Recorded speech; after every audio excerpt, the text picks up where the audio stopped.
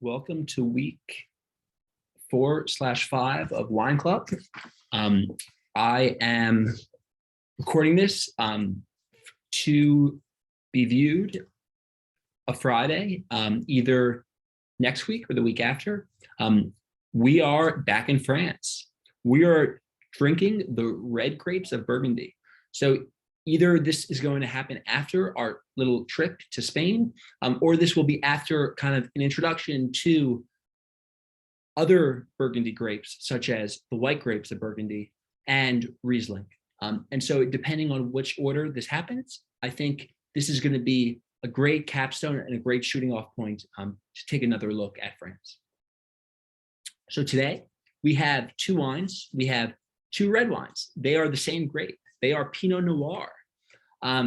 And they are coming from two places in the States. So we're going to talk about France because it's a wine club and we have to talk about France. But then we're going to go back and we're actually going to mix it up. And we're going to start by talking after the varietals. We're going to talk about the stuff of America. So a little spiel about the varietals, which is the grapes, which is Pinot Noir. And we're going to talk a little bit about the family. So Pinot Noir has got a brother named Pinot Gris. Pinot Gris is also known as Pinot Grigio in Italy. In Italy, it's kind of has a bad rep just because it's mainly high volume production. And you do have this inverse relationship between when you make a lot of grapes and you kind of let that volume go up, the quality does go down. And so you do have a bad rep with Pinot Grigio, but Pinot Gris is a very high caliber grape. I mean, same grape, literally, but it is just in Alsace, especially, it is a phenomenal grape. Then we have Pinot Bianco, which is a little better than Pinot Grigio, just because it is, even though also an Italian version of the Pinot family, also a mutation. Instead, in the next slide, you'll see, Pinot Blanc is, a white grape, where Pinot Grigio, Pinot Gris, is a red grape that they just don't expose it to the skin contact. So they separate the sugar, the pulp, from the skin. So then you get a white wine out of it. So Pinot Gris on the right-hand side, which makes Pinot Grigio, is a red grape that you're making white wine out of. Another kind of grape not shown on this picture, though, is Pinot Meunier, which is kind of like Pinot Noir. It goes into making a champagne bottle. And so, we're going to talk about it briefly just because, if we're talking about the Pinot family, you do need to know the other Pinot varietals. And then you have this other varietal, which is not in the Pinot family, but it's, so, Pinot Noir, it got the Noir from Pinot Noir. So it's Gamay Noir. It's grown in the same region as Pinot Noir in France. And so they really are very hard to distinguish sometimes, those two grapes. Some, in the 17th century, there was a king in France, makes sense.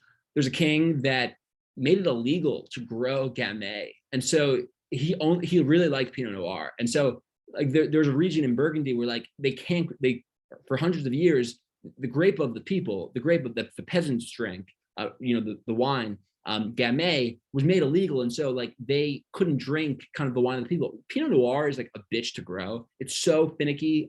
It's really tough to get, it to grow well. And so Gamay was the grape of the people. And today, it makes this wine called Beaujolais, which we're going to talk about today, because it really is, in a bistro in Paris, it is the wine that they're going to serve you. It's the wine of food. It's the wine of France, in a sense.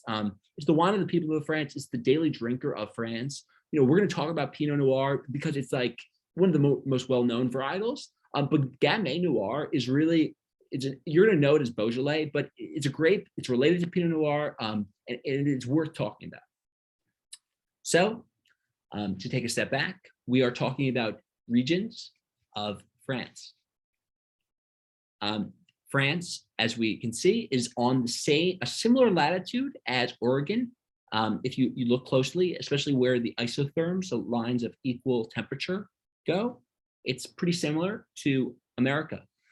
It's going to be a little different in terms of soil, but it is similar enough climate that these grapes can do well in both places. Now, to change it up, we're not going to start with the old world. We're going to start with the New World. We're going to talk about Oregon, not California. It's like, so we're talking about two grapes that grow really well in Oregon. You have Pinot Noir and you have Pinot Gris. And I'm gonna have a good friend of mine tell you a little bit about it. In the United States, but accounts for only 1% of total U.S. wine production. While this might sound small, developments over the last generation have been dramatic, and today Oregon is a global icon for quality wine. Oregon is actually a huge place. I mean, it's as big as half of France, and it's got climates as varied as half of France. Pinot Noir represents roughly 60% of Oregon wine and dominates plantings in the Willamette Valley. But throughout the state, other grapes are finding success within diverse climates, geography, and geology. So it's hard to explain that there's a very different Southern Oregon and a very different Eastern Oregon where different grapes can be grown. The perception of Oregon wine has changed radically in the 30 years that I've been here. Nowadays, you can go pretty much anywhere in the United States and talk about Pinot Noir. We're excited for the word Oregon. Oregon will continue to develop as a wine region. The Willamette Valley within it has such a lead that it influences the entire state. For over a century, Oregon has been home to a thriving agricultural economy. While wine growing predates prohibition, the modern era of commercial winemaking is only a few decades old. In terms of agricultural endeavors in this region, they began right at the turn of the century, mainly with apples. And a lot of folks were encouraged to come west to settle farms in the area. There's all kinds of agriculture in the state of Oregon, along with Christmas trees, which is one of the larger agricultural crops here. And then grapes come along and they're slowly but surely growing up the chain as far as the large number of acres. The modern pioneers of the Willamette Valley emerged in the 1960s with little winemaking or business experience. Earliest winemakers to come to Oregon were called pioneers. And they came with the big Fonzies, the David Latz, David Aldesign. They came and started the Oregon wine industry. And they came at a time where you really had to be very collaborative. We wanted to make quality wine right from the beginning. But back then, this combination of wanting to do it right, make incredible wine, and not realizing what they were setting out to do would be hard if they had tons of money. And they I'm just going to pause for 1 second just to make sure I have the settings correctly done. I'm pretty new at this. I'm pretty bad at it, so I just want to make sure.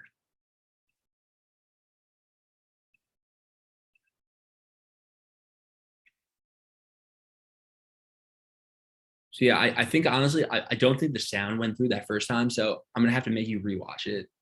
You can fast forward to the first one, especially if it's like all messed up. But yeah, I'm just gonna have to. You're gonna have to listen to it again. I'm sorry.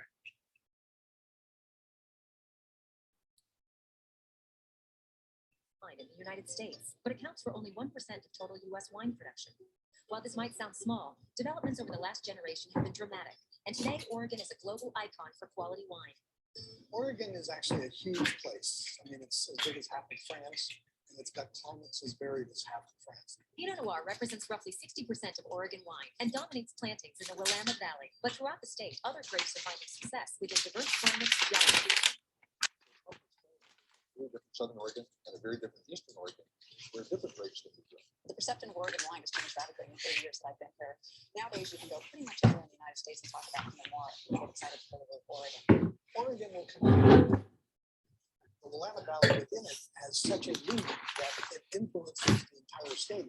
For over a century, Oregon has been home to a thriving agricultural economy. While wine growing predates prohibition, the modern era of commercial winemaking is only a few decades old. In terms of agricultural endeavors in this region, they began right at the turn of the century, mainly with apples. And a lot of folks were encouraged to come west to settle farms in the area. There's all kinds of agriculture in the state of Oregon, along with Christmas trees, which is one of the larger agricultural crops here. And then grapes come along and they're slowly but surely growing up the chain as far as the large number of acres planted. The modern pioneers of the Willamette Valley emerged in the 1960s with little winemaking or business experience. The earliest winemakers to come to Oregon we call the pioneers. And they came, there were the big Fonzies, the David Latz, David Aldesign. They came and started the Oregon wine industry. And they came at a time where people had to be very collaborative. We wanted to make quality wine right from the beginning. But back then, this combination of wanting to do it right, make incredible wine, and not realizing what they were setting out to do would be hard if they had tons of money, and they didn't even have tons of money. Nobody even owned a business in this group of 10 families that started the wine industry in the Willamette Valley. They had to work together because there weren't a lot of services in the area. There weren't a lot of places to go to find out information, to buy yeast or to buy barrels. We really needed to work together to make it work. Oregon winemakers settled in on Pinot Noir with a near singular focus. While they drew inspiration from Burgundy, the small community's driving influence was their need to collaborate and learn from one another. Now that the Willamette Valley is firmly established, top quality winemaking has begun to expand throughout Oregon. When I first started in Oregon, there were 49 wineries, and now there's over 730 wineries in the state of Oregon. That's over a 30-year period of time. Wine regions range from cool to moderate in climate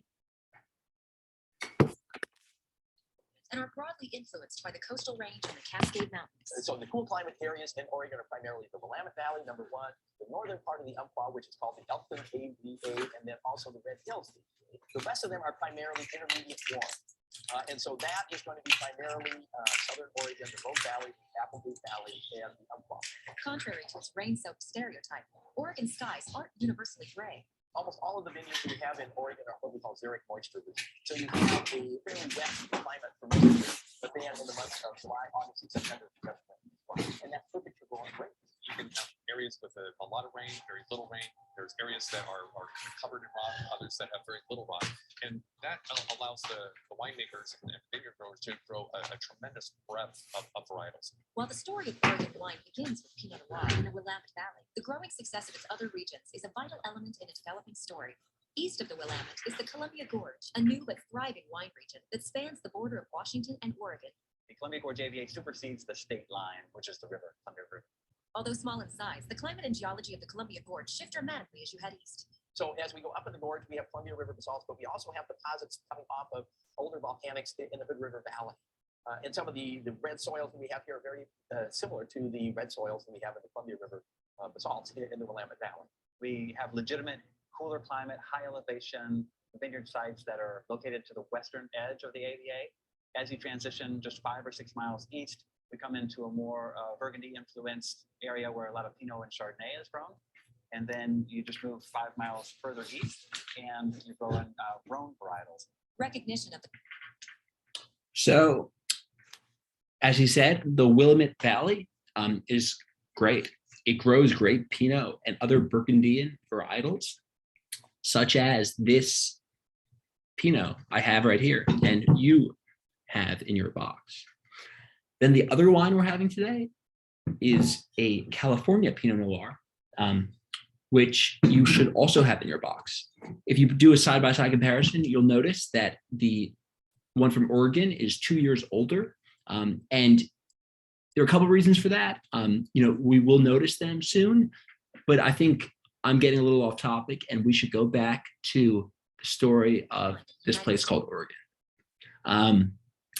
Having finished Oregon, we're now going to go to California. Oregon is still, it's still growing at double-digit growth rates. In business school, we consulted for an Oregon winery, and it is still an up-and-coming region. It's been up and coming for 30 years or something, but it really is it's the quality and the caliber, and it's not just Pinot now. It is other grapes.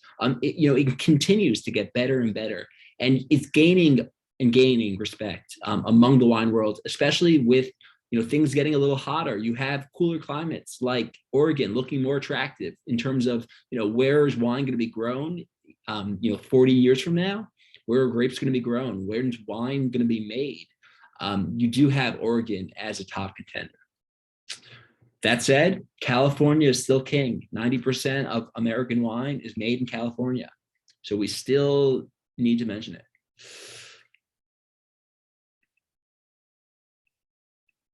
So in California, you have these different regions. And so the place that's going to grow the most Pinot are going to be the cooler climates. And so especially Sonoma County.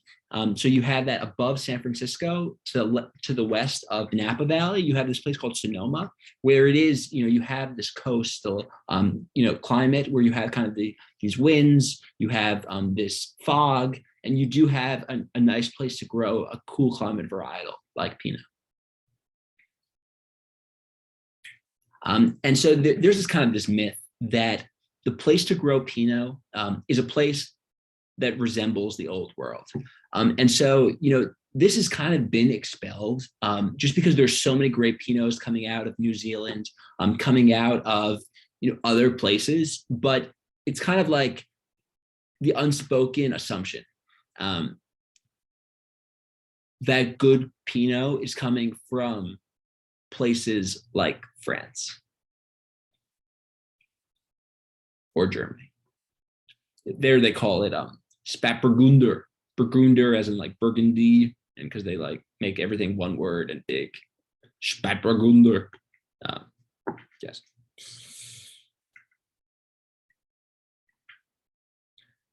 In terms of Sonoma County, I just want to mention that there are sub districts, and so you have like on the West Coast, Fort Ross, Seaview. You do have some nice Chardonnays and Pinots coming out of there, especially. This is still higher quality stuff, so this is like 100, 150. So not there yet, probably in terms of finances, but one day you will be, and you'll be looking for Pinots from here. Pinots are very food friendly. They are. If we didn't know what we were eating today, I probably would serve you a Pinot. It's if you're in a large group and someone's ordering the fish and someone's ordering, the meat, I would order a Pinot for the table. I've done it many times with my sisters and mom. Like you do want to order a crowd pleaser that will go with the most things. And Pinot is very versatile. It is a thin-skinned grape variety. And so it does have that, ability to change direction so well that depending on the region, it really will pair with anything. But again, I get off topic. And so we're going to have a guy from California bring us back. Sonoma is one of the rare places in the world where you can grow varieties as diverse as Zinfandel or Mourvedre or Cabernet or Pinot Noir. There is no there in the sense in Sonoma. That's one of the beauties of Sonoma. There aren't laws dictating what we can plant here. Sonoma is without a doubt a very cool weather-wise part of California. We do see benefits from the cooling effect, benefits for certain varietals like Pinot Noir, Chardonnay. The cool air that comes in every afternoon really helps the grapes retain acidity. According to some geologists, there are probably more diversity of soil in Sonoma than total California. Soils run from decomposed sandstone to granite on the coast to lots of volcanic activity farther east. We love The soil. valley's viticultural story often begins with Augustin Harasley, who followed the Trail of Gold to California in 1849 and founded Buena Vista Winery in Sonoma in 1857. There were fruit trees, and fruit trees gave way to grapes. With the inclusion of French oak and some traditional Bordeaux methods, started making world-class wines right at the get-go in the 60s. While Sonoma can claim a diverse heritage Um, and so when visiting kind of like California wine regions, Sonoma, it's honestly, so like it was established in the 60s. And so Oregon still has this kind of like up and coming feel and this excitement. Sonoma, it's compared to Napa, it's like, so exciting, but like, it's still kind of a pretentious region just because like the wines there are so respected that it's not really, it's a little better than Napa because Napa is like pretty cocky. But Sonoma is still, it's still pretty pretentious just because they make such great Pinot. But like 30 years ago, like they were nobody. And so that you do have kind of this unique American, pride that comes with a good reputation established. Sonoma is one of the rare. So that said, American pride is only so large. French pride is larger still. The French have two reasons to be proud of Pinot Noir. One of them is the region called Burgundy, or Bourgogne in French. The other region is Champagne. Champagne is a white sparkling wine, as you know. It's a name of a place in France, as you know.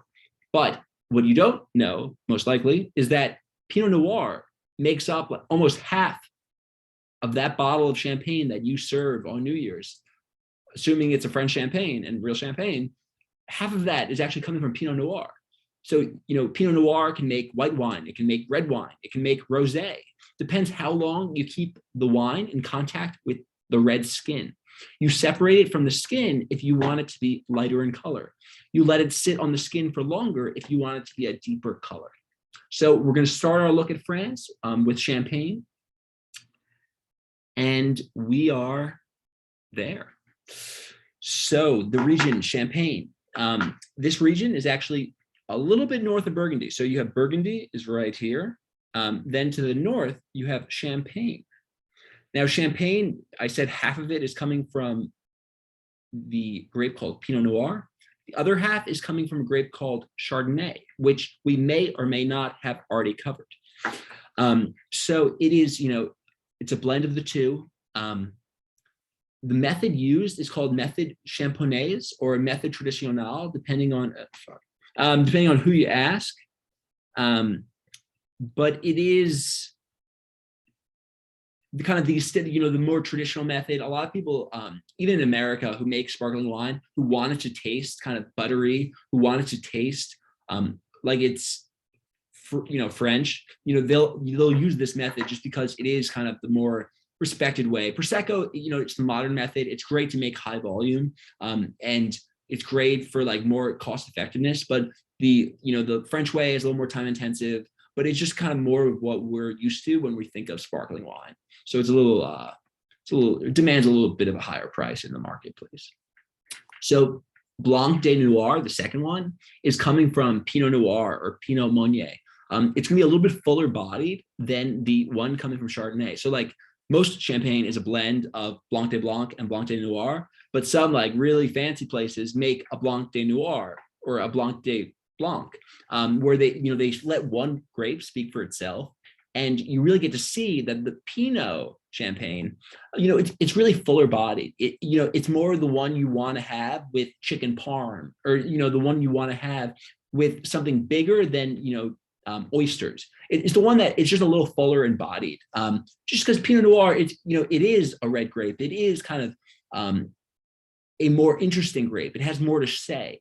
That's not to say Chardonnay is, uninteresting. It's just Chardonnay is more malleable and more chameleon, where there's less coming from it.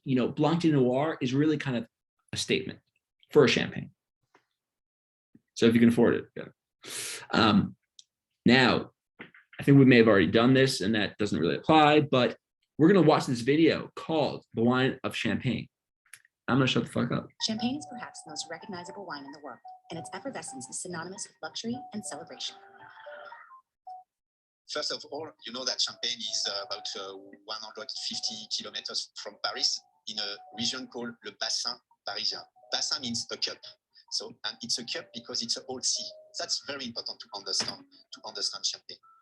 The evolution of Champagne started with Benedictine monks of the late 1600s, but a complete understanding of the second fermentation at the heart of sparkling champagne took almost 2 centuries to develop.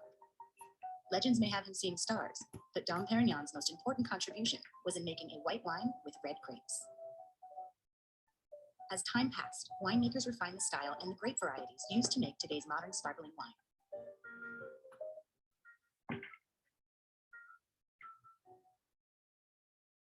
Today we have 3 grapes variety, which are the Chardonnay, Pinot Noir, and Meunier only, because I think they are the 3 best one for maybe the best quality and the best maturity. The cities of Reims and Epernay are the twin hubs of the Champagne business, and the region is divided into 5 districts that specialize in particular grapes. The 3 core districts are the Côte de Blanc, Montagne de Reims, and the Vallée de la Marne. 2 lesser-known districts are to the south, the Côte de Sézanne and the larger Aude, which spans 150 kilometers, extending towards Chile. The Marne River runs through the center of the region, forming the valley that bears its name. So we are in Mareuil-sur-Aille. Part of the Vallée de la Marne here is generally called the Grande Vallée de la Marne, the Greater Marne Valley, because it's quite wide. Since it's facing south and since the soil is generally of chalk, it's a very, very good terroir, a very good climate for Pinot Noir. And that's what we grow here. It's our preferred grapes. More to the west, people tend to grow more Pinot Meunier. We can say that you will find mainly Pinot Meunier in Vallée de la Marne. This region is very sensitive to the frost in spring, and the main advantage of the grape variety of the Meunier is because the cycle vegetation starts later than the Chardonnay and the Pinot Noir. The Côte de Blanc is south of the Marne River. The Côte des Blancs is the kingdom for Chardonnay and Champagne. It's about 15 kilometers long coast, south-north. That means exactly the same exposure as the Burgundy coast. And the vineyard is planted east face, which is, very important things for the Chardonnay. Côte de Blanc's vineyards are characterized by chalky white soils. The bedrock where we grow our vine is old sediments of a very, very old sea. So it's small shells. North of the Marne is the Montagne de Reims. Montagne de Reims is mainly planted with Pinot Noir because our soil is clay and chalky soil, and this is maybe the best expression for the Pinot Noir.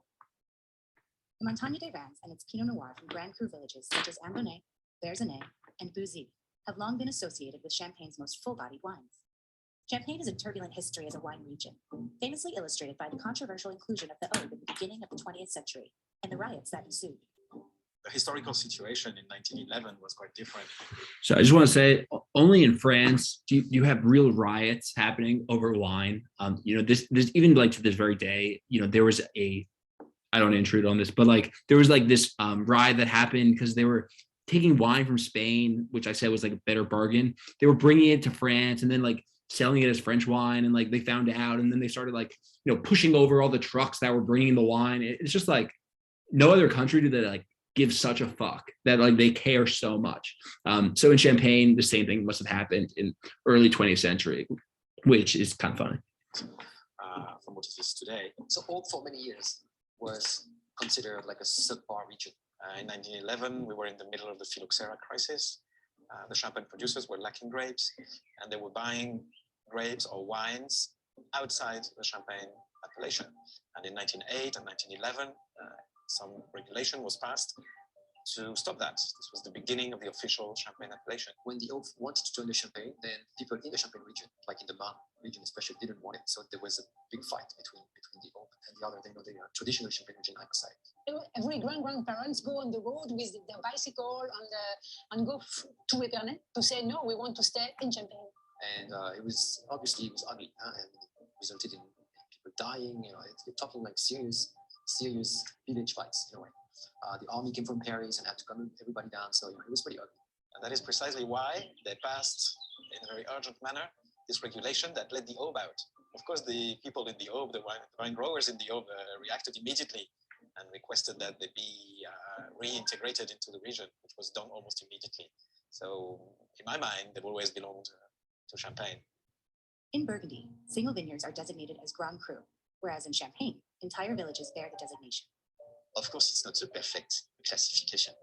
Of course, you can imagine vine or grapes coming from the vineyard close to the forest are not the same quality as grapes down to the vineyards, the art of the vineyard, same for the bottom. In the past, grape prices were set according to a village's status. Grand Cru villages received 100% of the established price, and the other villages earned a reduced amount. What made a Grand Cru in the past was how much the négociants were willing to pay for the grapes. A few years ago, that fixed price. Just background, négociant is a wine seller. They buy grapes and then make wine out of it. Today, there are still a lot of very known négociants that it's just a business in France because the person who grew the grapes didn't always make the wine. They would kind of do it wholesale and produce with one person. Champagne is perhaps the most recognizable wine in the world, and it's was how much the négociants were willing to pay for the grapes. A few years ago, that fixed price became illegal. So even though the scale has disappeared in terms of when you buy grapes, it's now a bit different, though the classification remains as Grand Cru vineyards, Premier Cru vineyards, and Cru. In recent years, there has been an increasing focus on grower producers, who often craft wines from individual villages with regional characteristics. Simply, it means that our wine, our champagne are made from our grapes, our vineyards exclusively. That means we don't buy grapes, we don't buy juices, we don't buy wine to make our champagne.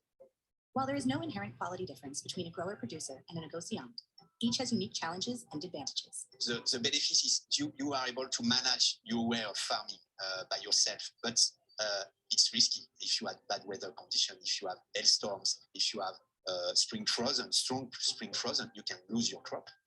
While grower-producer bottlings may highlight a particular village or vineyard, the traditional maison makes an art out of blending components from multiple sources to achieve consistency in their non-vintage offerings and realize the finest expression of champagne in their tête de cuvée. The key of champagne success was the blend. A négociant can really aim at recreating the same style, same consistency of taste year after year, also using reserve wines and all the tools he has, customers.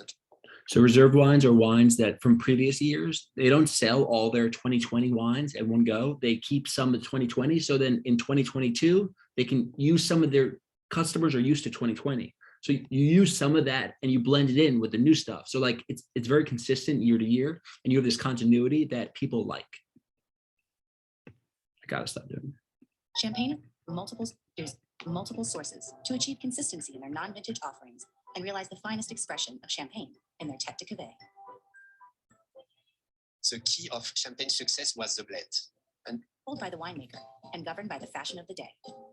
little by little, champagne got drier and drier. À une recherche sur des champagnes beaucoup plus en dosage, donc des champagnes beaucoup plus tendus, beaucoup plus directs, beaucoup plus francs. The trend now is lower dosage. It's a strong trend. Recent decades have seen a growing interest in wines from individual cru villages and even single vineyard bottlings, a marked divergence from Champagne's history as a blended wine. Champagne used to be a blended wine from a very wide array of origins of grapes. And the result of this very, very wide blending was a certain homogeneity in the wines themselves, between vintages, and also between producers. What I see today among the better producers is that they are trying to put more personality into their wines. From the 18th century salons of Paris to the modern dinner party, champagne has become an indispensable ally in the pursuit of good conversation and a celebration of life. Sommeliers have rediscovered the wine as an asset at the table, and lovers of champagne have more choices in style and quality than ever before. The Guild of Sommeliers is enough. So again, it's a region in France. You can't make champagne in California and call it champagne, because it's a place. And so you have a limited supply. And with that, you have a decent demand, thus higher prices. So to get a champagne, you're going to have to spend $30, $40, $50, especially to get one that's drinkable. And that's just the matter. And so some people, if it's not a real special occasion, want to drink, Prosecco, sip on Prosecco. Prosecco is lovely. Cava, if you want a French method of making, so it's kind of with the yeast and with the buttery notes, you can get one from Spain called Cava, which is a sparkling white wine made in the same way. It's just going to be $8 instead of $80. Just something to keep in mind. So now, enough of champagne. Let's go back south to the area of Burgundy. Burgundy is known for two things. They're known for Pinot. They're known for Chardonnay. And the third thing I didn't mention is they're known for Gamay, but I did mention that earlier, so expect it. This is a little map we have here. I'm looking at it, I'm reading. So yeah, I would say the main thing from the slide is I can't highlight, I just tried and now it's changed sides, but soils are limestone, crucial thing. So limestone, it's actually a base. Okay. So limestone, like garden lime, it's a base. It kind of erodes. So like acid rain, it erodes limestone, dirt and soils. And anyway, so limestone is a base. Okay. Just fact of the matter. So what happens is when you have a basic soil, the grapes, it's almost like they're resisting that influence. And so the grapes actually, instead of becoming more basic, they become more acidic. And so the limestone soil means you have more acidic grapes. And it's just something to keep in mind. So one of Burgundy's claim to fame is high acidity.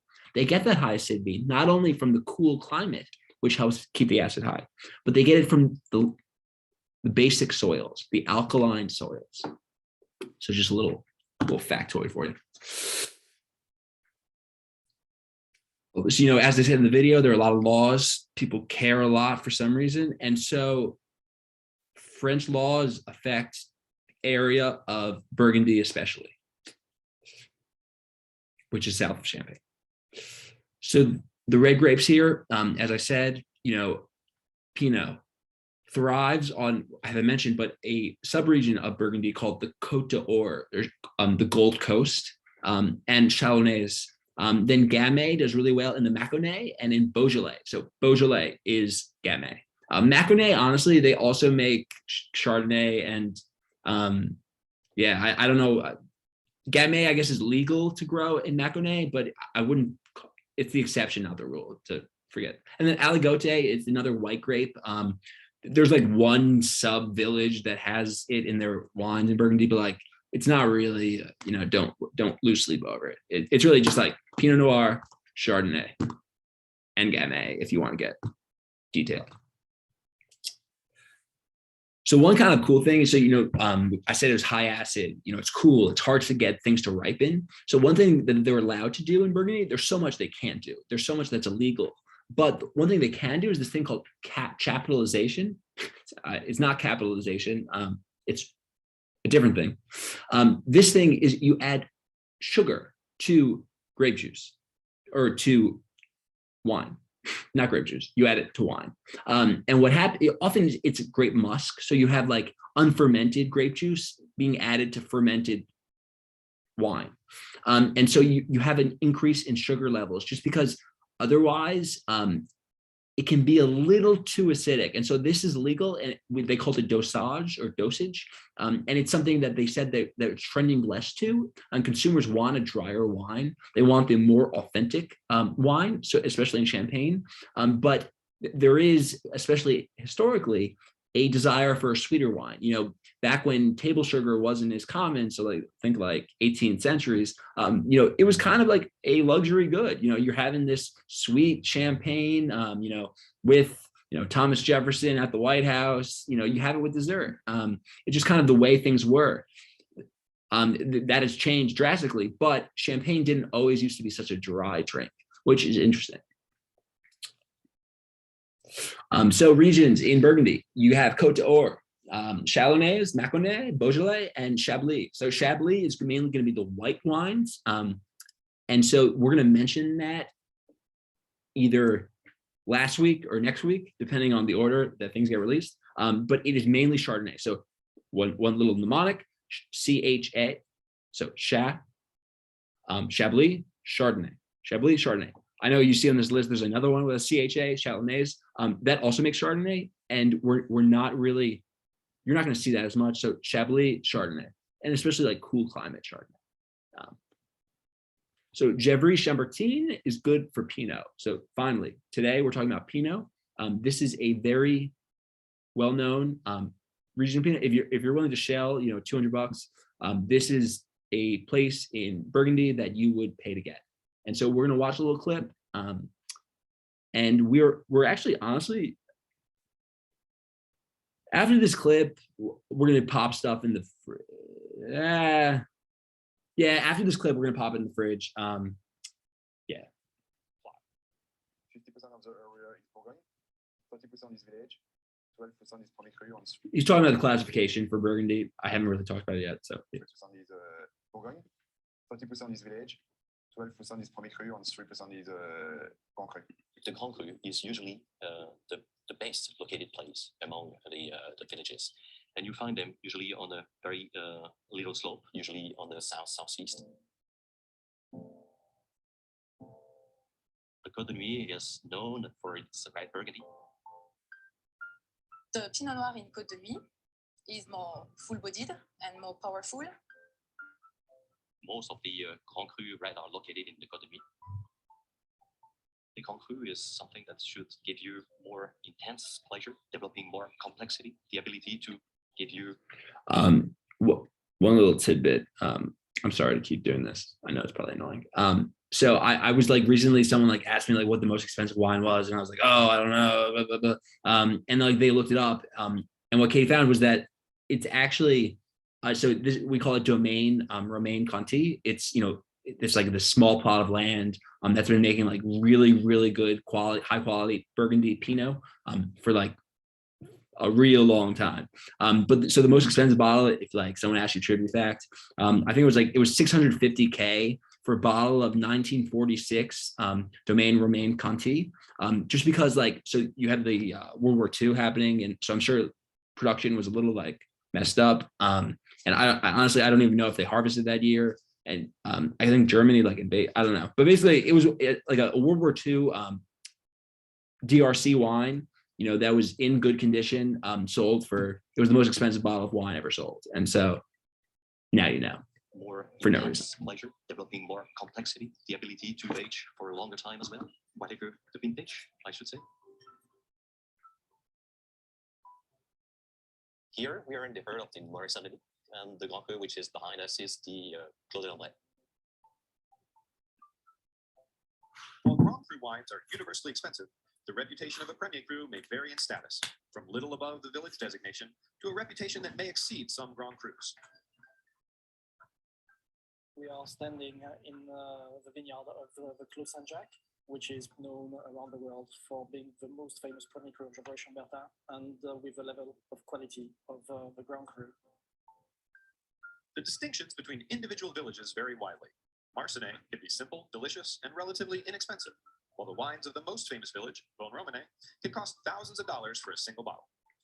Often in a blind tasting, generalizations of village style can be elusive in the glass, but this never stops lovers of Burgundy from making poetic contrasts. In the Burgundy, if you start from the north, you have wines in the appellation of Marsanne. You have wine in Gevrey-Chambertin, in Chambon-Musigny. The wine from Chambon-Musigny, I should say, are the ones people would say are more feminine, with lots of fruit, whereas the wines from Gevrey-Chambertin would be rather more structured wine, even if they have very nice dark fruit and sometimes cherry notes characters. The most refined is the wine from Bon Romane. Bon Romane wines is usually regarded as the pearl of the coast.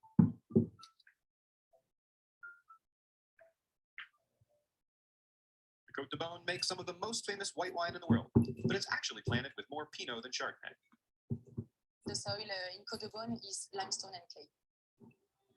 On average, you have more Pinot planted in clay soil and more Chardonnay vines planted in limestone. Usually, Côte de Beaune is a bit more fruity, more open, more easy to eat to taste earlier than Côte de Nuit, but that's not all the time the same way. The main villages for the red, you have Volnay, Pommard, Beaune. For the white are Chassagne, Puligny, and Meursault. Meursault is creamy, it's very rich, intense. We said it's sweet but dry. In Meursault, we don't have Grand Cru. There is Grand Cru in Chassagne and in Puligny for the white. Since 1847, when the village of Gevrey appended its most famous vineyard to its name, every village boasting a Grand Cru vineyard has followed suit. Nowhere has this brilliant marketing been more effective than with the wines of Chasson and Puligny-Montrachet.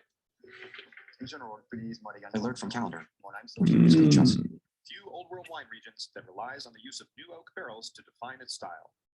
Producer philosophy varies widely, but in general terms, more expensive wines are likely to receive increasingly lavish wood treatment. When I started 20 years ago, the people like more new oak, more rich wine, more structured wine. Now the people have more education and they like more elegant wine, and the people use less and less new oak usually. South of the Côte de Beaune is the Côte Chalonnaise. So Côte Chalonnaise, it's a beautiful region which is very bumpy, hilly. The soil in Côte Chalonnaise is very vibrant. We have a big diversity of soil. It's mainly composed by clay, producing Pinot Noir, and also limestone, producing Chardonnay.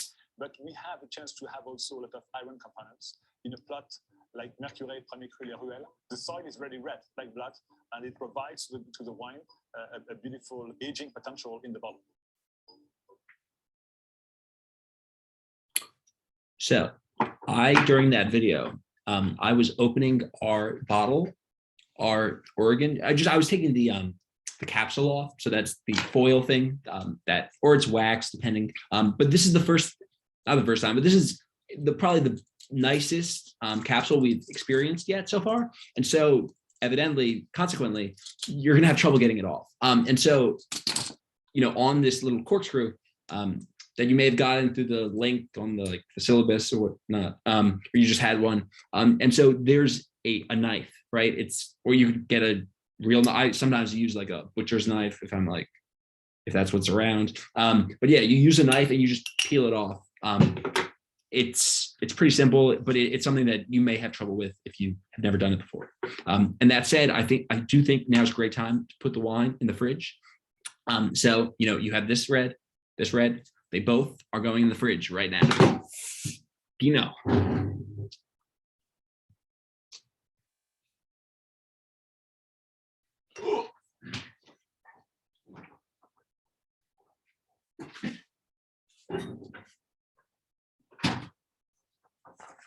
Oh, okay. So as the Pinot is cooling, we're going to talk a little bit more about Burgundy. You got a taste for it. Wait, I feel like we already watched that. Yeah, we did. So now you got a taste of Burgundy. Now in south of Burgundy, so technically part of Burgundy, but south, like the southernmost district, you have Côte de Nuit, north, you Côte de Beaune. Then you keep going south, and so there's this city called Lyon. It's the gastronomical capital of France, like the best French food. Like French food is already so effing good, but Lyon is the food capital of France. Like Paris is the capital. Lyon is the food capital. I mean, some of the best food I've ever had in my life. without a doubt. But yes, so near Lyon, you have this region called Beaujolais. And as I said, it kind of grows the wine of the people. It grows the common day folk wine of France. And so we're gonna just like learn a couple things about it after we finish, I guess, stuff about Pinot. Yeah, we'll go back to this stuff about Pinot, but one thing I guess I just want to mention is that the stuff of it's hard to distinguish between kind of the Pinot stuff and the Gamay stuff. And so I really messed up the order. All right, but yeah, I totally messed up. All right. So yeah, with Beaujolais, they can be by village, and so you can have stuff that's age worthy. But the thing that I think for our price range that we should focus on is this thing called Beaujolais Nouveau.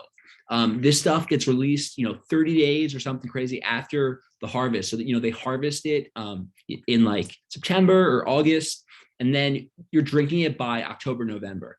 And they say to like it, the reason it's such a good Thanksgiving wine is, like, some would say, to drink Beaujolais Nouveau, you should drink it by Thanksgiving. And it really does pair wonderfully. So the main note is like cranberry and like bubble gum, and like it's really fruity.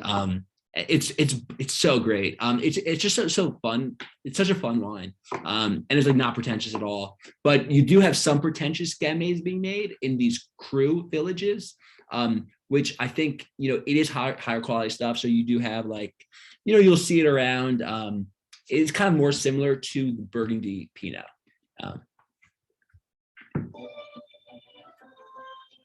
There's a breathtaking, timeless beauty to this region. Rolling hills, ancient villages, and a people connected to the land. We are in the heart of the Beaujolais wine region of France, and harvest is well underway. In a few short weeks, the first wines of the vintage will be finding their way to wine store shelves across the globe. But that's only the beginning of the story that is Beaujolais. I believe the huge success of Beaujolais Nouveau may have overshadowed some of the truly amazing and complex wines that this region produces. I love Beaujolais. They're the consummate bistro wines, so approachable with a surprising range. The best vintages can sometimes be mistaken for fine Burgundy. Beaujolais and Burgundy have very, very tight flames. But the people of Beaujolais realize that they have treasure there, because on the schist and granite type of soil, like the Beaujolais mountains, you make a fantastic wine. Today is one of the best value purchase is the Cru of the Beaujolais, because you get a bottle less than 10 euros. It's absolutely fantastic.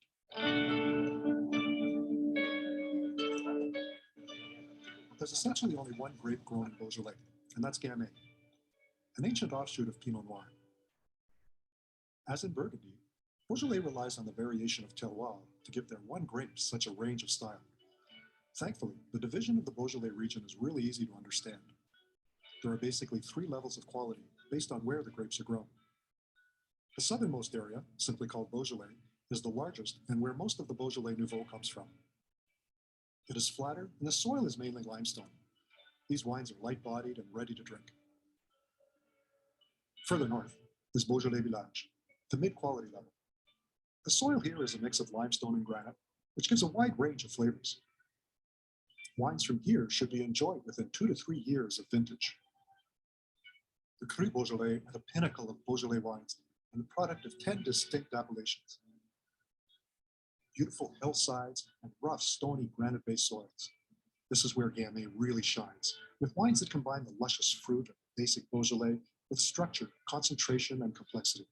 However, don't look for the word Beaujolais on the labels. All 10 of the Cru wines are named by their appellation. Each has its own unique character that comes from the differences in terroir. But they all share a family resemblance. There's a growing interest in the wines of Beaujolais, in particular from the Cru appellations. Across the region, it's one grape variety, Gamay. I'm amazed at the range of expressions from these villages. The Morgon, for example, is a typical type of complex, round, not aggressive wine. We say very often that the Morgon, when it ages, it pinot. It means that when you taste a 25, 30 years old Morgon, sometimes you think it's a Burgundy wine. You think it's a Pinot Noir. Gamay is the varietal of tomorrow. I think not too much alcohol, very nice fruit, relatively easy to drink. It's a very charming, easy, everyday life drinking. Gamay grape, it's different than the Pinot. It has two main qualities. First quality, generosity. It's a very generous grape. And like that, it can grow on a very tough soil. Imagine between limestone, it is a rich soil, and granite, it is a tough soil, acid poor. Second quality is fragility. Very supple tannin, fresh fruit, very precision in the wine, very delicate wine. But this instrument is like a fan. When you respect, the wine is absolutely marvelous. In most of Burgundy and much of the world, vines are planted in rows and trellised on wires, which makes mechanical harvesting possible. But here in Beaujolais, vines are predominantly trained in the ancient bush or goblet method. This means that there can be no mechanical harvest. Every butt is picked by hand.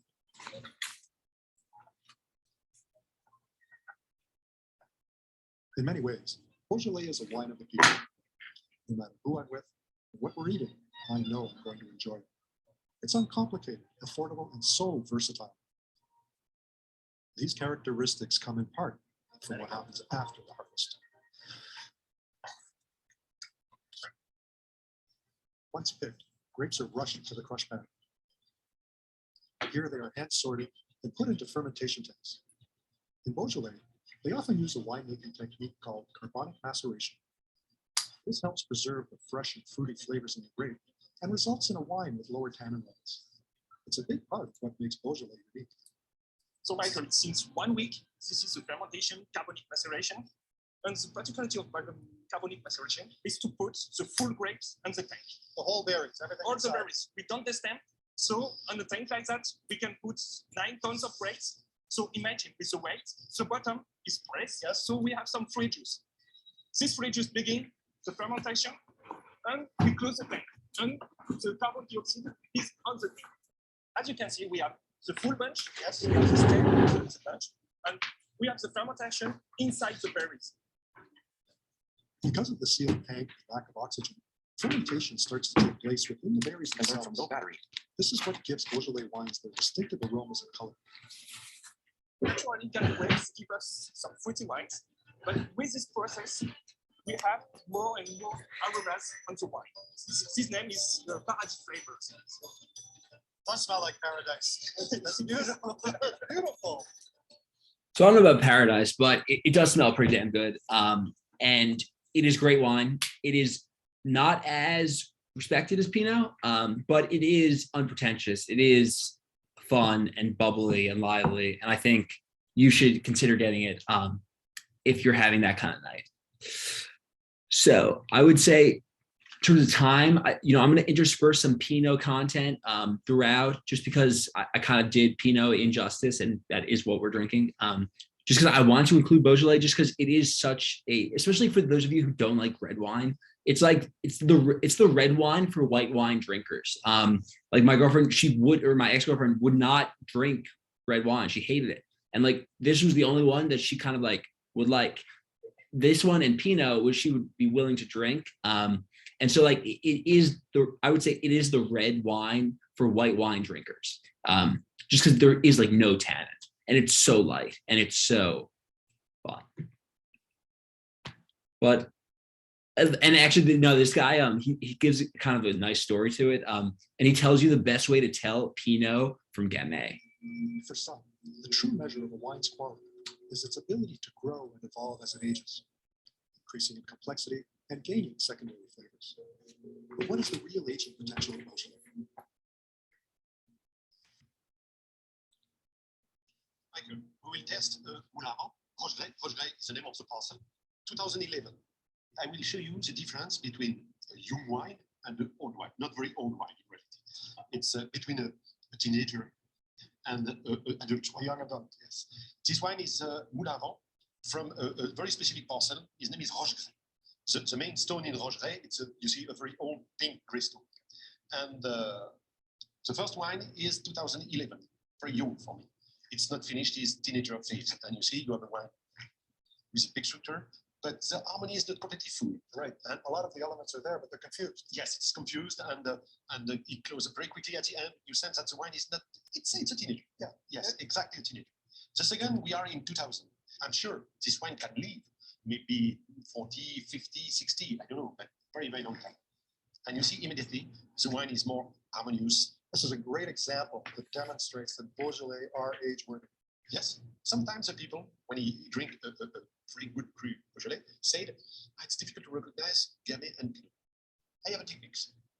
If your glass finish on a aristocratic glass, a little rigid, it's a Pinot. If your glass finish on a smile, it's a Gamay. So yeah, I think that's a cute way of saying it. Just because like Gamay is really a lot. It's a fun grape. And it is not pretentious. Pinot is pretentious. It's the most expensive wine in the world. It's hard to grow. And that's why it's kind of amazing that the second wine we're going to have is kind of a higher volume California version, which does a pretty good job of being, being a cheaper Pinot, but still being drinkable and being pretty good actually. So we're going to see that, but like historically it was impossible to make Pinot cheaply. It was the most expensive grape to grow. It required so much. But now we're going to take our wine out of the fridge, and we are going to probably get started.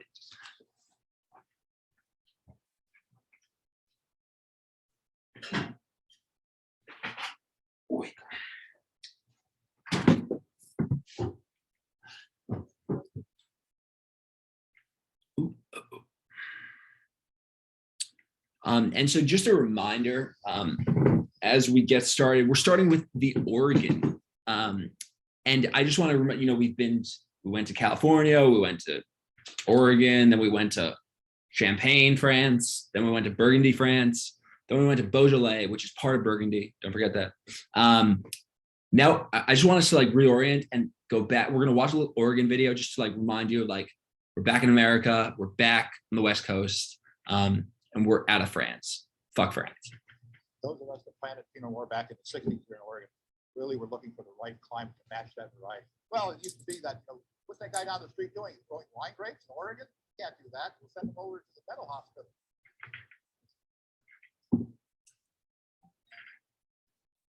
I'm from Texas. I grew up in Texas. And I consider myself beautiful about this place is it has the vibrancy of fruit that one might associate with, the New World, this young, vibrant region, which is our Willamette Valley. But it underlined that it has that sense of place and that sense of soil that adds a mineral quality, a rockiness to the structure of a Pinot Noir that just makes it zing, become alive with fruit, with age. We really do live and work on the margins of viticulture. And if we don't do everything right in the vineyard, we don't succeed in the winery. We have to be very careful all year. It's sort of like a war in October. That's what gets the blood up in the morning. It's a 66-year-old man out of bed, When winter happens in Oregon, it's like somebody hit a full switch. The rains start, the birds come in, the mildew starts growing, the arthritis can kick up. And so these are all the factors that you're sort of fighting or praying against during harvest. I think that when you talk to other folks that grow and make wine from other varieties, I think if they were Pinot Noir, they would miss out. They would miss all the tricks they could do in the wine because those tricks just don't work. Truly are just reflecting the quality of it. And then on top of all that, there's the actual winemaking, what happens in that particular place. I'm giving myself expression and kind of allowing it to be what the grape is in the simplest form, bringing it in and not altering it in any way, and not adding my yeast anymore, and really letting the grape express itself. You know that 2004 is 2005, 2006, it's alive. And really what we're giving you as winemakers is that piece of history. You're drinking 2004 and you're drinking our interpretation of 2004. So I think Oregon is a convergence of many things. It's a convergence of a specific climate, a specific geography, specific soil types, and then also potentially a specific character of person.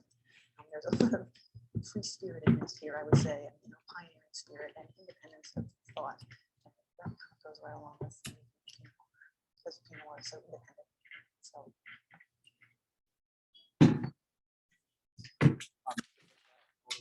Right next door, and helping out some of the new people. There's a chain that's formed of everybody being a link in that chain of sharing what they have learned and having that camaraderie. Back in those days, 30 years ago, a lot of Americans didn't know what Pinot Noir was.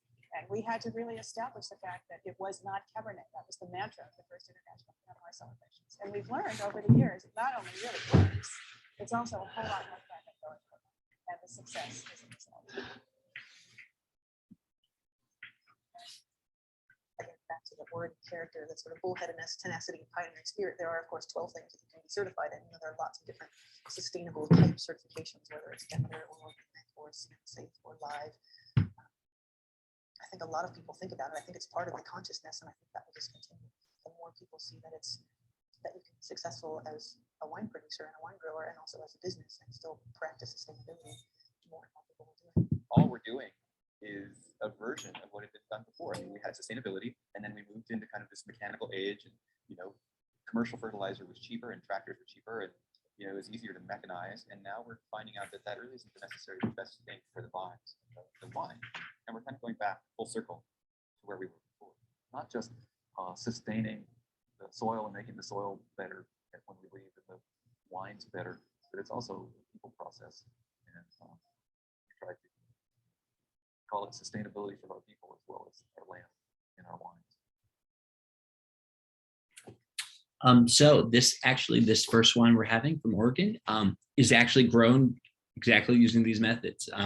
It's a biodynamic bottle, and so it is kind of like above organic. It's like this next step, and it's just kind of the culture there, which is pretty impressive, regardless of how you feel about kind of climate change and all that. It's just like it's nice to see. It is a nice kind of West Coast way. And it's actually inspired by Burgundy in France too, because they were kind of the first ones to invent kind of this sustainable mindset. But yes, so we have our bottle. You shall open it, and we're going to pour a little glass. It's, my God, that's pale, don't you think? I mean, look at that. Maybe you can't tell, but if you look at it under light, I mean, it is the palest ruby I've ever seen. It's funny, I may have gotten a little cork in here. So you open your bottle better than I did. Actually, no, a little bit, but it's okay. Cork, it's like fiber, it's good for you. It's just a bunch of cellulose. It's not really harmful, but most people, if they spend like a lot of money on wine, they don't want cork in it. So we do decant. We use kind of these filters, but I got a very small amount. It's not gonna bother me. But if I have a little cork in my teeth, why. Okay. So we open. We're gonna talk about appearance. So as I said, pale, very ghostly pale ruby. Clear as well. The nose. So someone was mentioning it earlier in one of those videos I showed, but it's pretty elusive in the glass. Pinot. It's a wine, like most wine reds that we say, like decant them. They'll get most wines, like it won't hurt to decant them. Pinot's not like that. Pinot is like very finicky, even in the glass. It's elusive, but it's also kind of seductive, is what we tend to say. We tend to say like it's kind of it's like we use kind of like sexual terms when like describing Pinot. It's the only red that we use that for. It's just because like it is so feminine, and it is so I don't know. It really is kind of I don't know. It's hard. It's almost like Eastern, or it's kind of like the other. It's just very hard to describe. But we're going to try to describe it, and hopefully we can. In terms of aromas, I'm getting, red fruit. So I'm getting cherries, I'm getting raspberries, I'm getting strawberries, which is typical.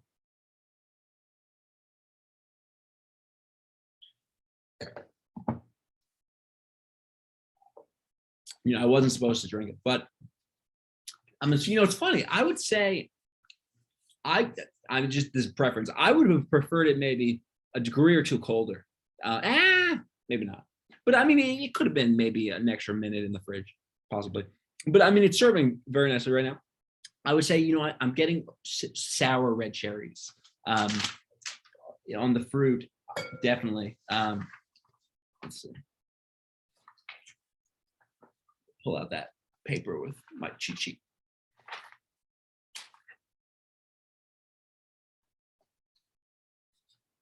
I don't know where it went. That's good enough. So yes, I'm getting basically, if you pull out that sheet, you can see some of the stuff, a lot of the red fruit characters I'm getting. And then as well, though, I'm also, so I like this a lot. I'm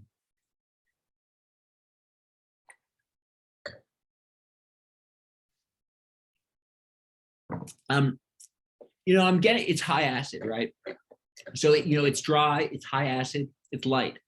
This would go great with appetizers. This would go great with duck. I kind of skipped over it, glossed over, but Pinot and duck is like match made in heaven. I don't know if you eat duck, but Pinot and duck is like probably one of the best pairings of all time, in my opinion. They're just like, they're made for each other. I don't know what else I can say. They're literally just made for each other. High acidity, you have low tannin, medium low tannins, very low. It's like a Beaujolais in that it's, it is a great for people who don't like reds traditionally. It's versatile. And if you're having a large group, going with a Pinot is probably the best move you can make when ordering for the table, especially.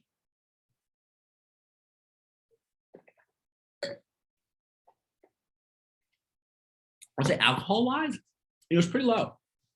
I mean, I would put a medium low. And it's funny because I picked up the bottle. I didn't see the percent. It was like 13.7, I think. 13.8.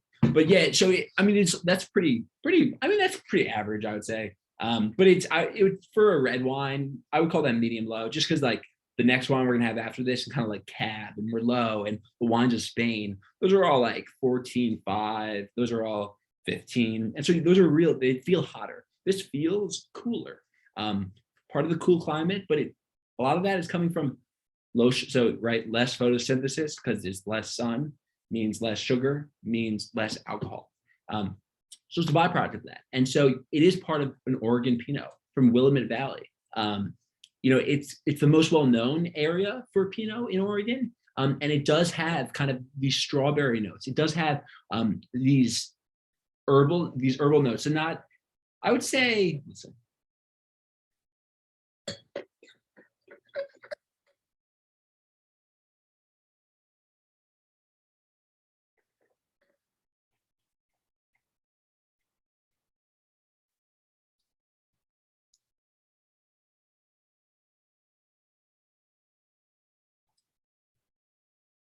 I would put it on the probably the medicinal.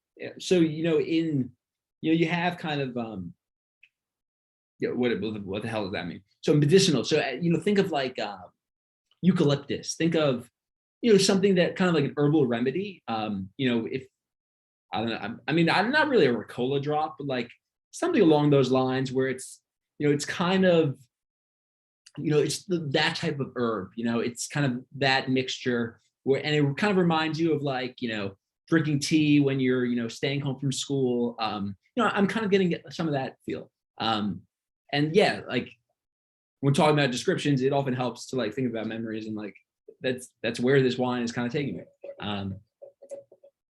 which is kind of nice.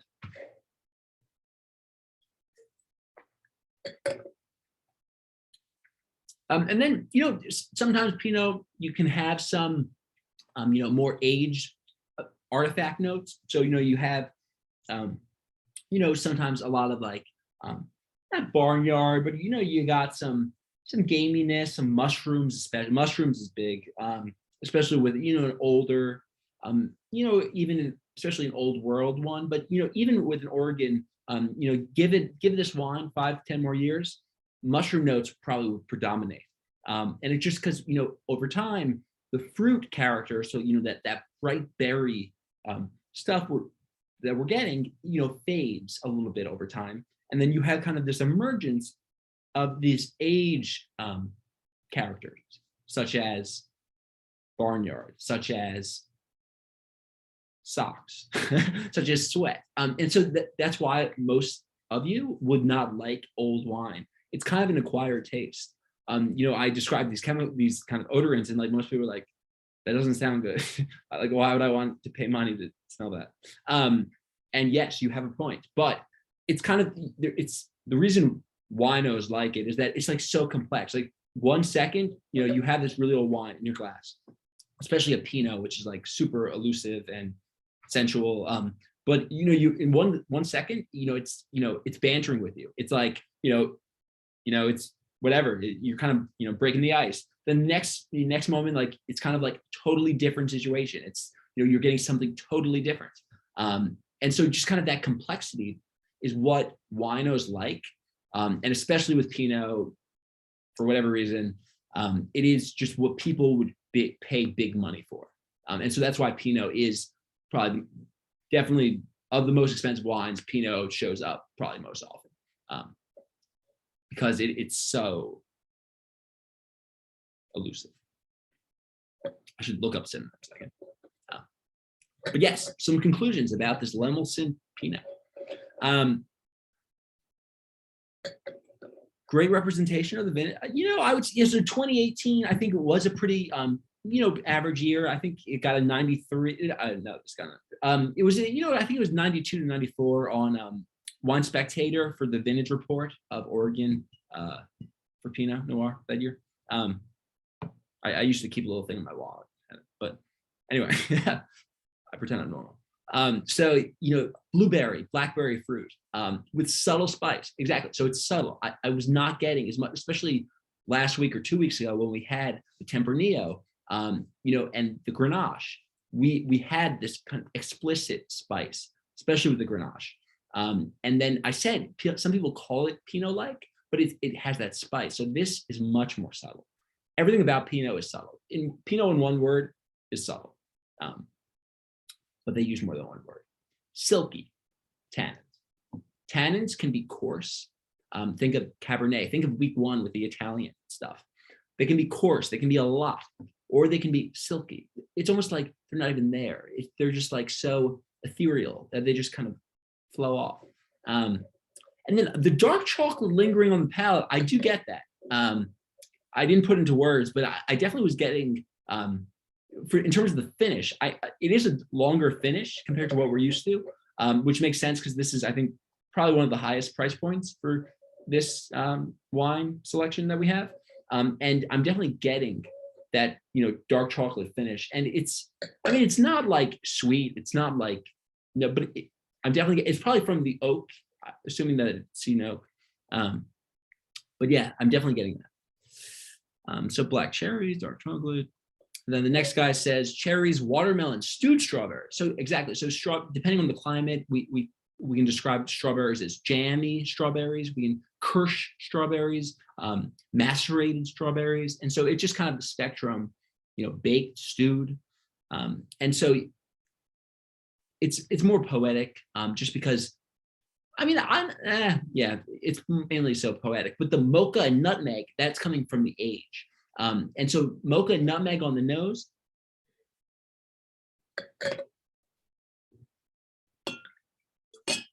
Let's see.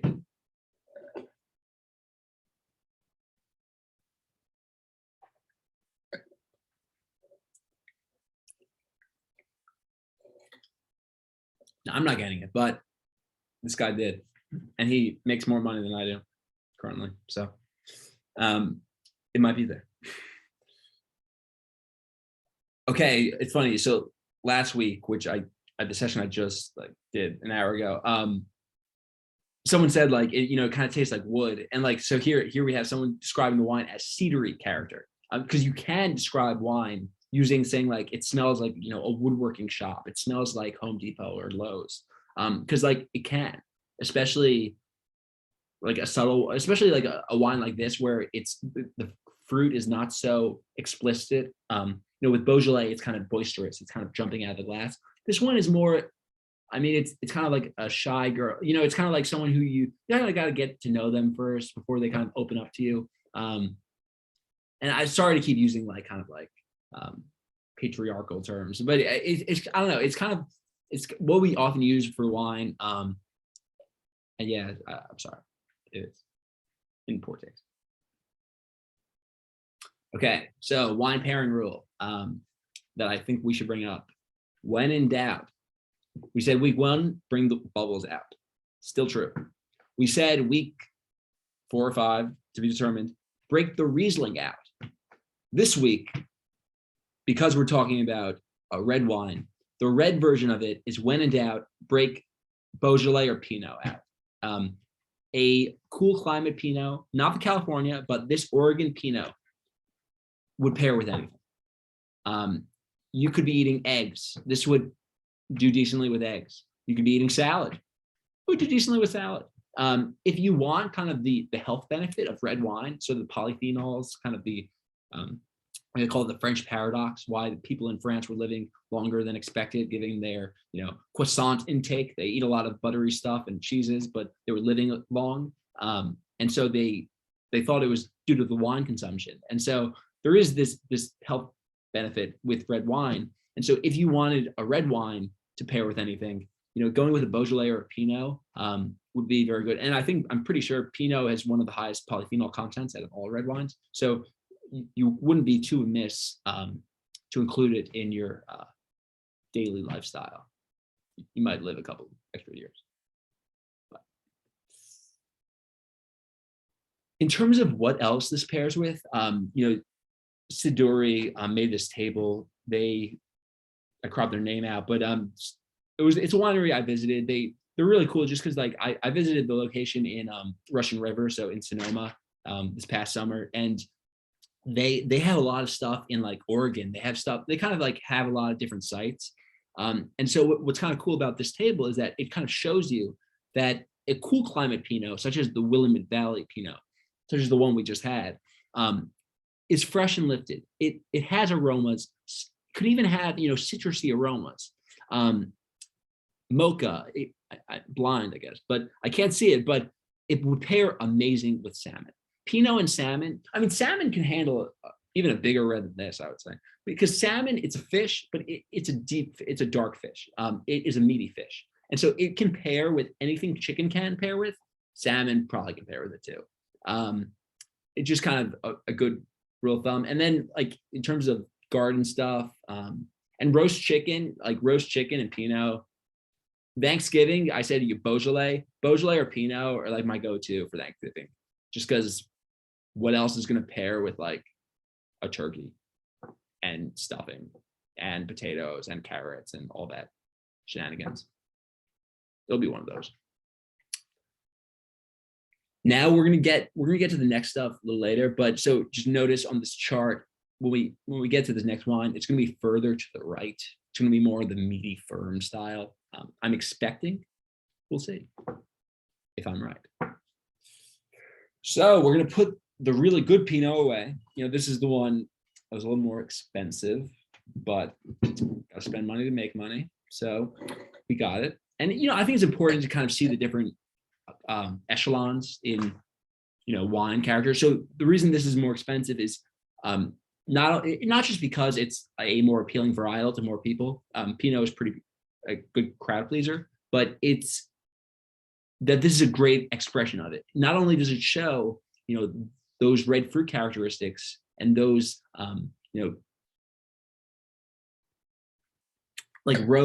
rose petal stuff. Not only does it show that, but it's a great expression of the area. It's biodynamic. It's a lot of things. And I bet you if we decanted it, or maybe not decanted, but if we let it sit in this glass for half hour, I bet you we would be getting different smells from it than it is right now, because we're paying for that complexity. We're paying for consistency of products, but mainly we're paying for complexity. And so with something so seductive like a Pinot, we really will be getting that. And it's hard to grow, so you got to pay them for them. Now, this next wine we're having is actually machine harvested. So it's a pretty high volume, so the last one was hand harvested. This one is done by machine. So it's more efficient. It also, we'll notice on this wine, we have a very specific place. We have something called the Willamette Valley. This one, it says California. That's a big place, right? Where in California? We don't know. So what it means is that it's going to be a mixture of different grapes from different places. So there's no rigidity. They're not promising that it's all coming from, this zip code. It's coming from anywhere in the state. California wine, though, is special that it has to be 100% California. So like you cross that border to Oregon and you tried to put it under a California label, like, no, not gonna fly. But it is more vague. And so you're paying for specificity. Here, because it's so vague, I'm expecting kind of a lower tier product. I'm expecting a lower price. And we'll see if we get that. California, though, has a lot of varied climates. And so though I'm expecting something a little bigger because it is on average warmer than Oregon, maybe it won't be. Maybe it is close to that Oregon border. We'll find out. So again, open the bottle.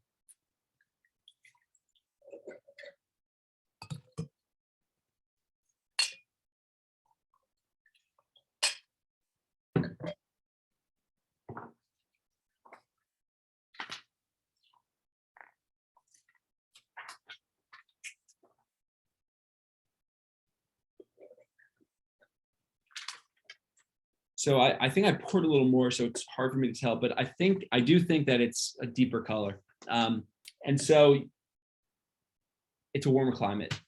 You're having the same grape because of, as I said, we tan under sunlight. The grape skins get thicker under sunlight to protect themselves. And so a hotter place, a bigger sun, more exposure to sun is going to make a thicker grape skin, even if genetically equivalent. Nature is the same, nurture is different. And so you have a difference in grape skin thickness. So more color. And then it is definitely ruby. Definitely ruby. Now again, Pinot, it's kind of notorious for being, pretty reticent in the glass. It's not really saying much. But that's kind of why it has such a large appeal, is that then you give it 5 minutes, then 10 minutes, then 15 minutes, and then maybe she'll open up to you. It's part of the enigma that is Pinot Noir.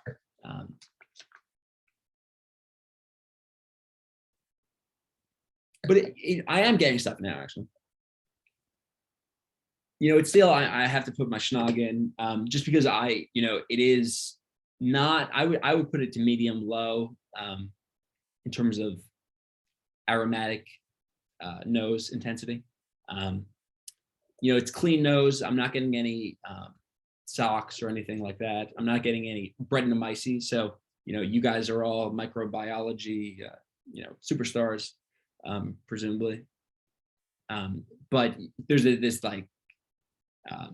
microorganism called Brettanomyces, and what it creates, it kind of thrives in Pinot especially, but it kind of creates this malodorous compound. It's been described as wet dog. It's been described as kind of like 3-day-old gym socks, that you left in the bottom of your bag, and it's wet in there.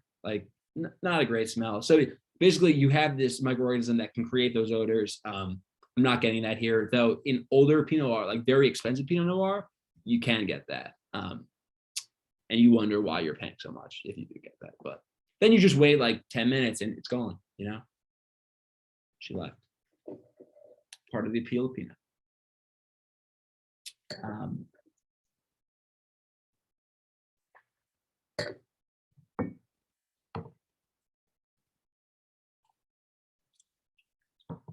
So yeah, I'm tasting California. It's not as much as last week or the week before, but I am getting a bigger body. The last one I would put at light body. This one I would put at medium. It's definitely more of a presence. It would definitely, if someone at my table were ordering filet mignon, or ordering, a braised meat, I would probably go for this as opposed to the Oregon Pinot, just because this would pair better. This has more of a presence. That said, I do like this one too. It's actually like a whole California wine can be like from a really hot place in California that it's like jammy. It's too fruity, and like I'm not getting that here. I'm not getting jamminess, which is like often pejorative.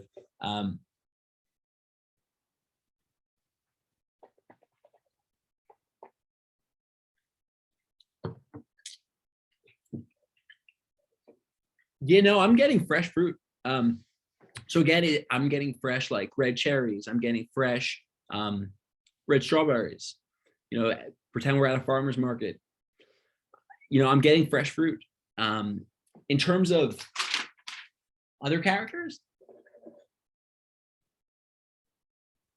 it's funny. This is my fourth wine now, and there's this thing called palate fatigue, where like you keep having more wines, and then like you start losing the ability to distinguish between stuff.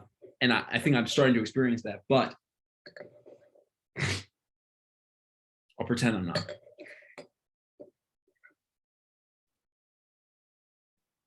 I would say tomato. Yeah, I would say tomato leaf. So getting notes of tomato leaf. I'm still again like farmer's market. I think walking around a garden. Seeing the tomato plant. Breathing in kind of that.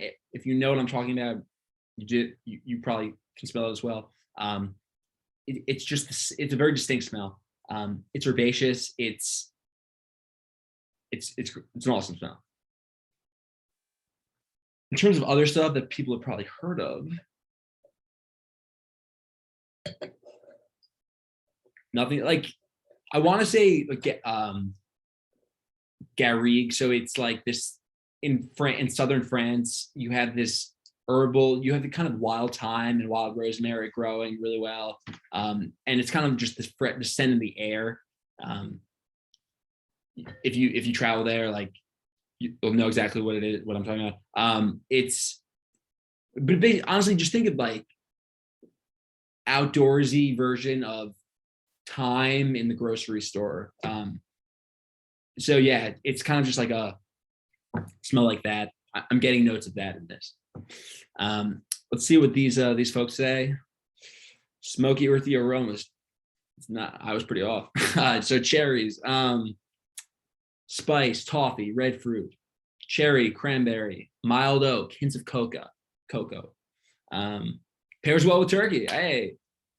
Oh yeah. So Natalie asked a little bit ago that asked what the vino was like, and so for this week, because this wine actually didn't have any wine critic reviews, I wanted to check the vino out and see what people on that platform were saying. And so you have these ratings from kind of people like us, people without a degree in wine, like regular people. And so this is what they write.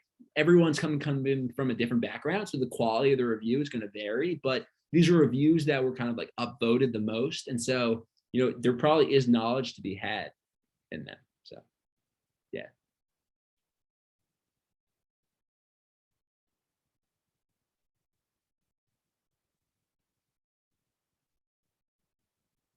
I mean, I agree with that last one, especially if you like California Pinot, which I'm sure a lot of you have had a lot of, and you probably do like a decent amount. This is probably pound for pound a great bang for your buck. Like I think this wine was like $8, $9. Like this wine was like very cheap. I'm sure to make it probably was even cheap. It was probably like very cheap to make, and this is high quality. So on Vivino it was like a 3.7, which is not great, but like, and the first one we had I think was a 4.2.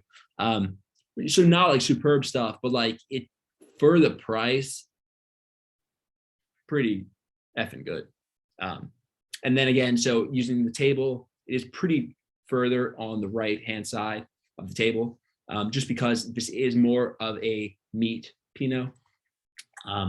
So think pork, think filet mignon, think eggplant for the vegetarians, think kind of like a bigger thing, mushrooms.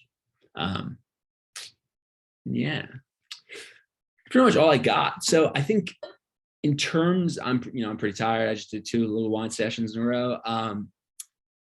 But questions for next time, it kind of depends where we're going next time. So depending on whether or not this is being shown for week 4 or week 5, but next time we're either going to the new world or the old world. So like kind of a perpetual question that we can ask is Europe, mainland Europe, different categorically than America, than Argentina, than these other places? Like, is the climate there really that special? I get that, like, grapes have been growing there for a longer time and their food has kind of evolved, their culture has evolved around the wine. But like, what's not to say that like we can't in America, make Tex-Mex a wine that goes well with Tex-Mex? Why can't we, create our own, culture of wine? And so there's kind of this perpetual question of, have they perfected things in the old world? Like, is there really this, like,